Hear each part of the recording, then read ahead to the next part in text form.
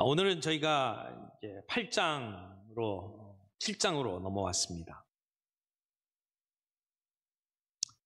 아담과 하와가 하나님과 같이 되겠다라고 하는 그 마음에서 시작된 죄가 이제는 세대를 지나면서 점점 더 확산이 됩니다.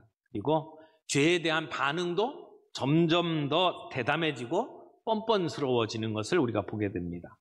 아담이 죄를 지었을 때 하나님께서 아담아 내가 어디 있느냐라고 할 때에 아담이 어떻게 반응을 했습니까? 내가 동산에서 하나님의 소리를 듣고 내가 벗었으므로 두려워하여 숨었나이다. 아담은 수치를 느끼며 숨었습니다. 그런데 아담의 아들 가인은 아벨을 쳐 죽은 후에 하나님께서 그 가인을 찾을 때에 가인은 어떤 반응을 보였습니까? 아벨이 어디 있느냐고 물어보시는 하나님의 질문 앞에 내가 알지 못하나이다. 내가 아벨을 지키는 자니까 이렇게 반문을 하죠. 거짓말을 합니다. 그러면서 회개는커녕 하나님께 대드는 모습을 보여줍니다. 그런데 가인의 오대손이었던 라멕은 살인을 한 후에 어떤 반응을 보였습니까? 이렇게 노래를 불렀습니다. 나의 상처로 말미암아 내가 사람을 죽였고 나의 상함으로 말미암아 소년을 죽였도다. 가인을 위하여는 벌이 7배일진데 라멕을 위하여는 벌이 77배이리라. 라멕은 자기의 살인을 자랑했습니다. 그리고 스스로 복수하겠다고 우쭐대는 모습을 보여주었죠. 죄가 이렇게 빨리 더 깊어지고 확산이 되는 모습을 봅니다. 그래서 노아 시대에는 온 땅이 죄로 가득하게 되었다라고 성경이 우리에게 말하고 있습니다. 오늘 우리가 만나고 있는 이 노아 홍수의 사건은 하나님의 심판이 얼마나 철저하게 이루어지는지, 얼마나 무서운지를 보여주고 있습니다. 그러나 이 이야기의 목적은 단순히 하나님의 심판에만 있는 것이 아닙니다. 하나님은 하나님이 택하신 사람들을 보호하시고 그리고 구원해 주시고 그 이후에 새로운 질서를 만드시는 것에 초점을 두고 우리에게 보여주십니다. 하나님은 이를 위해서 우리와 사랑의 언약을 맺으십니다. 오늘 말씀을 통해서 우리가 심판하시는 하나님, 그럼에도 불구하고 우리 가운데 구원을 베풀어 주시는 자비의 하나님을 우리 함께 만날 수 있기를 바랍니다. 먼저 첫 번째는 구원하시는 하나님에 관해서 우리가 볼 수 있습니다. 7장 1절 봅니다. 여호와께서 노아에게 이르시되 너와 내 온 집은 방주로 들어가라. 이 세대에서 네가 내 앞에 의로움을 내가 보았음이니라. 노아는 하나님의 명령에 순종해서 방주를 지었습니다. 누가 봐도 이건 말이 안 되는 일입니다. 다른 어떤 사람들도 이해해 줄 수 없는 일을 노아가 하고 있습니다.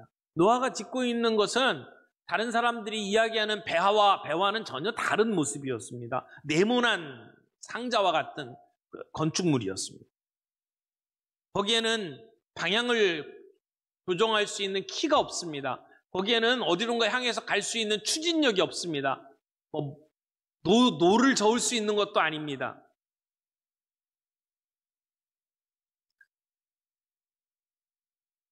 홍수가 나고 문제가 생겨서 배를 짓는 것도 아닙니다. 날씨는 말짱합니다. 해변이 아닌 높은 산에서 배를 짓고 있습니다. 사람들이 이해할 수 없는 일들을 하는 것이죠. 심지어 조롱하고 그 일을 막아섰을 것입니다. 그러나 노아는 묵묵히 그 일을 했습니다. 이제 오늘 본문은 노아가 이 방주를 다 지은 후에 하나님께서 너와 내 집은 방주로 들어가라고 말씀을 하시는 것입니다. 심판이 없을 때는 방주가 필요 없습니다. 그러나 인류의 심판이 임할 때 우리에게는 방주가 필요합니다. 방주 안으로 들어가야 살 수가 있습니다. 하나님은 방주를 다 지은 노아에게 그와 모든 온 가족이 그 방주 안에 들어가라고 말씀을 하시는 것입니다. 여기서 우리는 약속을 하시면 반드시 지키시는 신실하신 하나님을 우리는 보게 됩니다. 하나님은 변함없으신 분입니다. 한번 약속하신 것은 반드시 이루시는 분입니다. 에녹 때에 무드셀라가 죽으면 세상에 심판이 있으리라 말씀하셨던 하나님은 1000년이 지날 때까지 그 약속을 지키고 계셨습니다. 노아 때에 하나님은 그들의 날이 120년이 되리라 라고 말씀을 했어요. 그리고 그 120년 후에 결국은 그 약속을 지키시는 것입니다. 1000년이 지나도 120년이 지나도 하나님은 그 약속을 신실하게 지키시는 하나님입니다. 하나님께서 물로 세상을 심판하실 때에 노아에게 구원을 약속하셨고 그리고 그 구원을 이루어 주시는 것입니다. 홍수가 시작될 때 하나님은 이 방주의 문을 닫으셨습니다. 하나님이 닫으셨기 때문에 그 방주의 문을 열 분도 하나님이십니다. 하나님이 열어주시기 전에는 열 사람이 없습니다. 하나님이 방주의 문을 닫으셨다라는 것을 통해서 우리가 얻을 수 있는 중요한 교훈이 몇 가지 있다고 생각합니다. 하나는 이 방주의 주인이 하나님이시라는 겁니다. 비록 노아가 방주를 지었지만 그렇다고 해서 방주를 컨트롤하는 것이 노아가 아니라는 겁니다. 전적으로 하나님의 주관 아래 있는 방주다라고 말할 수가 있습니다. 하나님은 이 구원의 역사를 끝까지 책임지십니다. 그러니까 구원의 문을 열고 닫는 것은 사람이 아닙니다. 하나님이 하시는 겁니다. 여호와께 달려있다는 겁니다. 또 하나, 방주의 문이 닫힌다라고 하는 것은 방주의 문이 늘 열려있는 게 아니라고 하는 사실을 우리는 알 수가 있습니다. 한번 닫히면 아무도 열 수가 없습니다. 이와 같이 구원의 문은 언제까지나 열려있는 게 아닙니다. 닫힐 때가 있다는 겁니다. 언제 구원받아야 됩니까? 문이 열려있을 때 구원받는 겁니다. 구원의 문이 닫힌 다음에는 아무리 후회를 해도 소용이 없습니다. 한번 닫힌 문은 열리지 않습니다. 하나님께서 그 방주의 문을 닫는 순간 방주 바깥에 있던 모든 사람들의 희망은 사라지는 것입니다. 여러분, 방주의 문이 몇 개예요? 방주의 문은 딱 하나밖에 없습니다. 성막의 문도 하나입니다. 우리가 구원의 자리로 나올 수 있는 길은 오직 하나밖에 없다는 것을 보여주는 말씀입니다. 그 문이 무엇입니까? 그 문이 예수 그리스도십니다. 예수님은 자기 자신을 가리킬 때 나는 양의 문이다 라고 말씀하셨죠. 문은 예수님 자신을 가리킵니다. 요한복음 14장 6절에 예수께서 가라사대 내가 곧 길이요 진리요 생명이니 나로 말미암지 않고는 아버지께로 올 자가 없느니라 라고 말씀을 하셨죠. 사도행전 4장 12절 다른 이로서는 구원을 얻을 수 없나니 천하인간의 구원을 얻을 만한 다른 이름을 우리에게 주신 일이 없음이니라. 구원받을 수 있는 길은 하나밖에 없다는 것입니다. 예수님께서 죽으심으로 성전 휘장을 갈라놓으셨습니다. 새롭고 산 생명의 길을 열어놓으셨습니다. 다른 방법을 우리에게 가르쳐 주시지 않았습니다. 구원의 문은 오직 예수 그리스도 한 분밖에 없다는 이야기죠. 오늘 이 노아의 홍수 이야기는 하나님의 심판이 얼마나 끔찍한지를 보여주는 데 목적이 있는 게 아니에요. 사실은 그런 심판 가운데에서도 하나님이 택하신 백성들을 구원해 주시는 모습을 보여주는 겁니다. 남은 자를 보호해 주시는 하나님의 모습입니다. 하나님은 늘 이 땅에 남은 자를 두십니다. 그리고 그들을 구원해 주십니다. 어떻게 보면 우리 교회는 이 시대에 노아의 방주다 이렇게 말할 수가 있어요. 구원 얻는 길입니다. 예수 그리스도 그들을 통해서 그 문을 통해서 우리는 이 안에 들어온 것입니다. 근데 종종 교회의 모습을 보게 되면 좀 냄새가 나고 좀 실망스러운 때가 있죠. 우리가 인간이기 때문에 우리의 교회 모습들 가운데 그런 모습들을 보고 실망합니다. 근데 종종 이런 생각이 들어요. 노아의 방주 안에 모습은 어땠을까? 여러분, 노아의 방주 속에 그 삶이 안락한 삶이었을까요? 평안한 삶이었을까요? 그 안에는 동물 소리도 많이 들리고요. 그리고 냄새도 무지하게 났을 거예요. 그러나 노아의 방주에는 생명이 있었습니다. 냄새나고 비록 불편한 곳이었지만 그곳에는 생명이 있었습니다.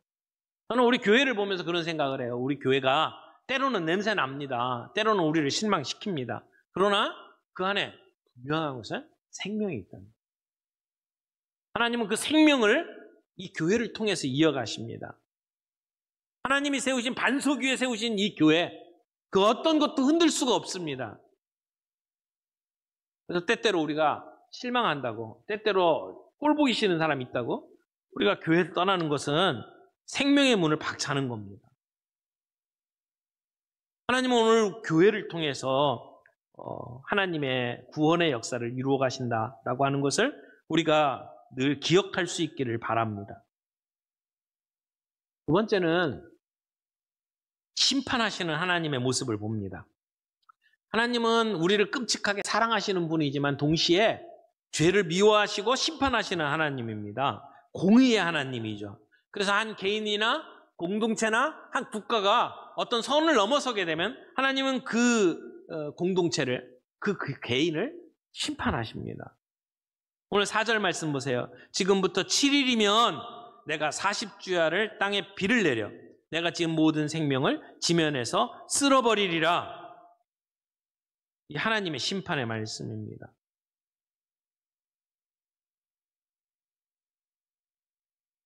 어떻게 심판하셨습니까? 11절 보세요. 11절 보면 노아가 600세 되던 해 둘째 달 곧 그 달 11의 날이라 그날에 큰 기품의 샘들이 터지며 하늘의 창문들이 열려 40주야를 비가 땅에 쏟아졌더라.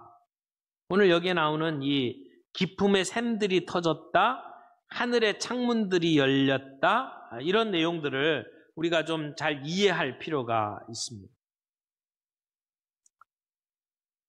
물론 지금 창세기 7장에 나오는 이 단어들이 오늘 우리들이 이야기하고는 지질학적인 어떤 기상학적인 그런 용어로 쓰여 있는 것은 아닙니다. 그러나 이 얘기가 뭘 의미하는지를 우리가 좀 더 이렇게 살펴보면 그저 단순히 비가 많이 왔다라고 하는 수준의 홍수가 아니라고 하는 것을 알 수가 있습니다. 노아의 홍수라는 게 도대체 뭘까요? 그저 하늘에서 비가 많이 오는 정도를 가지고는 전 세계 모든 산들을 덮을 만큼의 물이 있지는 않습니다. 그래서 현대적으로 합리적으로 생각하는 사람들은 여기서 나온 이 노아의 홍수가 전 지구적으로 벌어진 게 아니고 어떤 지역에 국한해서 비가 너무 많이 와가지고 일어난 홍수였을 거다, 이렇게 주장을 하기도 합니다. 그러나 이 노아 홍수의 이야기는 단순히 비가 많이 왔다는 얘기가 아니에요. 여기 큰 기품의 샘들이 터지며라고 말 나오죠. 또 하나 하늘의 창문들이 열려, 이게 홍수의 근원입니다. 이것 때문에 홍수가 일어난 거거든요. 여기 큰 기품의 샘이라고 표현되어 있는 이 기품이라고 하는 것은 사실은 창세기 1장 2절에 나오는 단어입니다. 땅이 혼돈하고 공허하며 흑암이 기품 위에 있고 할 때 그 기품의 이야기예요. 그러니까 하나님께서 천지를 창조하실 때에 그 당시에는 인간이 거주하기 어려운 상태였습니다. 이유가 뭐냐면 흑암이 때문이었고 그 다음에 기품 때문이었습니다. 그런데 하나님께서는 둘째 날에 궁창을 만들어서 궁창 위의 물과 궁창 아래의 물로 나누었습니다.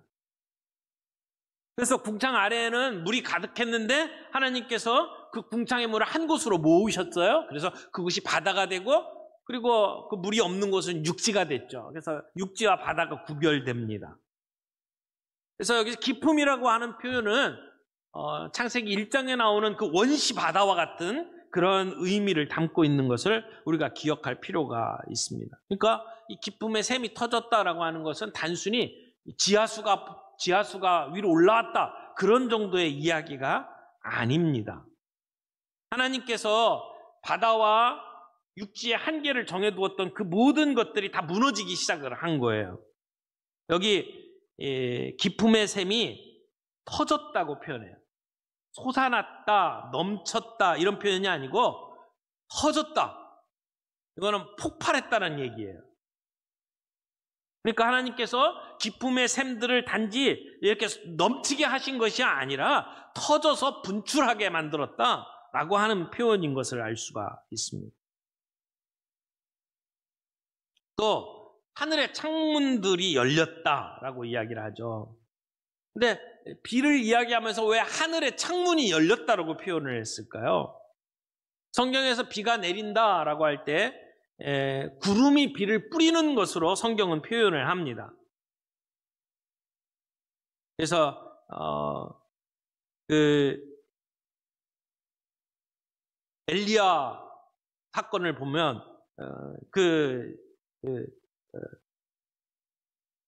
비가 오기를 위해서 기도할 때에 구름과 바람이 일어나서 그래서 하늘이 깜깜해지고 큰 비가 내렸다라고 설명을 하고 있죠.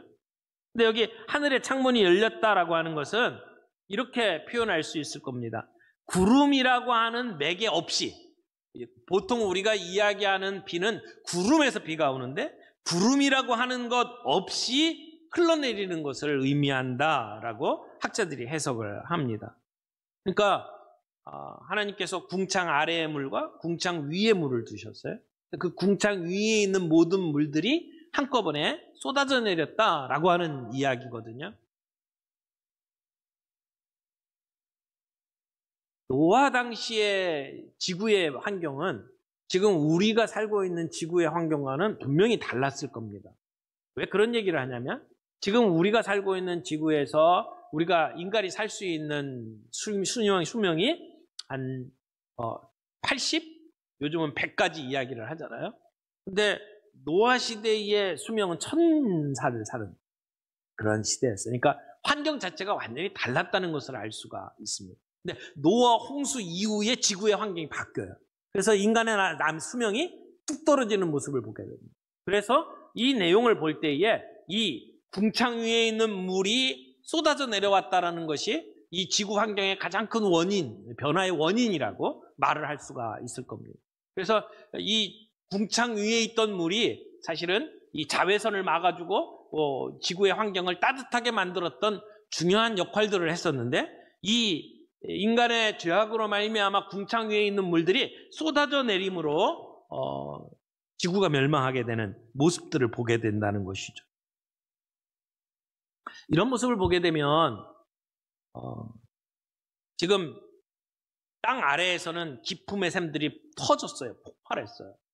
그러니까 지진이 일어나고 화산이 폭발하고, 그리고 예전에 인도네시아에서 이렇게 지진이 일어나고 해일이 일어날 때에 그 지진이 이 토양을 완전히 물처럼 흐물흐물하게 만들었던 그런 현상을 지구 액화 현상이라고 표현하잖아요. 이 집안이 액화가 되는 현상. 그러니까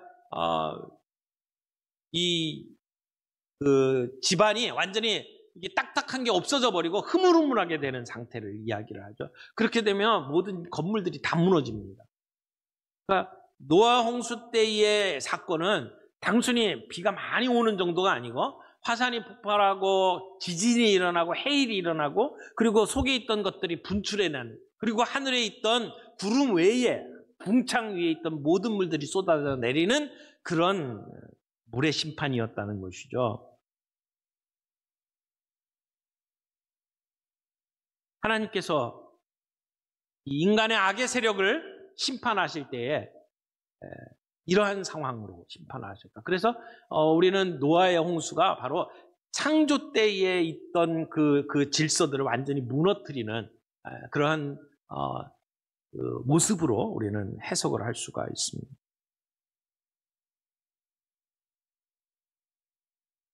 여러분, 이것은 노아 때에 일어났던 심판이에요. 그런데 우리가 이 심판을 바라보면서 기억해야 될 것은 우리의 시대가 노아 때처럼 악하다는 것이고, 하나님은 우리의 시대를 또 심판하실 것이라고 성경은 분명하게 이야기하고 있다는 겁니다. 그래서 다가올 심판이 있다고 이야기를 하는 거죠. 그러나 우리에게 다가오는 심판은 물로 심판하는 것이 아닙니다. 불로 심판한다고 말씀을 하십니다. 마치 소돔과 고모라가 불로 심판을 받은 것처럼 이 땅에 심판이 있다는 것이죠. 그런 의미에서 오늘 노아의 홍수는 우리에게 다가올 불로 오는 심판에 미리 보여주는 모습이죠. 예수님께서 이 땅에 오실 때에 이 땅은 다시 불로 심판을 받으실 겁니다. 노아 홍수 심판은 우리에게 장차 임할 불의 심판의 예표다라고 말할 수밖에 없어요. 그리고 노아의 홍수가 전 지구적으로 일어났던 것처럼 예수님이 다시 재림하실 때 우리에게 임할 불의 심판도 전 지구적으로 임할 수 있다는 것을 보여주는 말씀입니다. 오늘 이 땅은 음란합니다. 정말 타락한 모습들을 우리는 봅니다. 이 땅을 향한 하나님의 마지막 심판의 경고가 성경 곳곳에 있습니다. 그러므로 오늘 우리는 우리의 소중한 인생을 어떻게 살아야 될지 우리는 살펴봐야 합니다. 구원받을 길은 노아의 방주밖에 없었고 그 문을 열고 닫은 것이 하나님이셨습니다. 노아가 아니었습니다. 오늘 우리 시대에 우리의 구원의 길은 오직 예수 그리스도 한 분입니다. 예수님을 통해서 복음 주셨고 그리고 그 복음을 받아들이는 자들만 구원받을 수 있습니다. 그 노아의 방주가 오늘 우리의 교회입니다. 다행스러운 것은 아직 방주의 문이 열려 있다는 것입니다. 누구나 믿으면 구원받을 수 있습니다. 누구나 예수님께 올 수 있습니다. 그래서 고린도후서 6장 2절에 보라 지금은 은혜 받을 만한 때요 보라 지금은 구원의 날이로다. 구원의 문이 열렸을 때 회개하고 구원의 방주에 들어가야 합니다. 우리가 마음에 품고 기도하고 있는 전도 대상자들이 문이 열려 있을 그때에 주님 앞에 나올 수 있어야 된다는 겁니다. 이 땅에서 우리가 가장 소중하게 여겨야 될 것이 무엇입니까? 구원이라고 하는 문제 앞에 놓였을 때, 심판 앞에 놓여 있을 때 우리의 가장 소중한 것들이 무엇입니까? 우리의 직장, 우리의 능력, 우리의 외모, 우리의 재산이 아닙니다. 심판 때 가장 중요한 것, 구원의 문을 열고 들어갔느냐라고 하는 것이죠. 누가복음에 보면 어리석은 부자가 이렇게 얘기하죠. 내 영혼아 여러 해 쓸 물건을 많이 쌓아두었으니 평안히 쉬고 먹고 마시면서 즐거워하자. 그렇게 이야기를 합니다. 그런데 주님이 그를 향해서 뭐라고 이야기합니까? 어리석은 자여 오늘 밤에 내 영혼을 도로 찾으리니 그러면 내 준비한 것이 누구의 것이 되겠느냐 말씀하셨습니다. 오늘 노아의 홍수를 바라보면서 우리 모두가 종말의 때를 준비할 수 있는 저와 여러분이 되기를 바랍니다.